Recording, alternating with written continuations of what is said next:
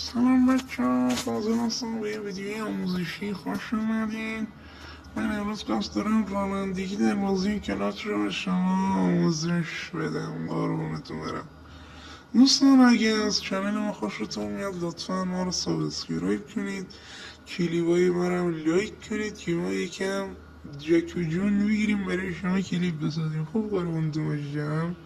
میزنید روی انتخاب، روی شروع، یک نفره. حالا هر کدوم از این مپا رو میخواستید انتخاب کنید، یا این مثلا زمان و ترافیک و آب و هوا و اینا رو دیگه خودتون میدونید دوستان. برم که زیاد وقتتون رو نگیرم، یه آموزش زیبا داشته باشیم. قربونتون باشم.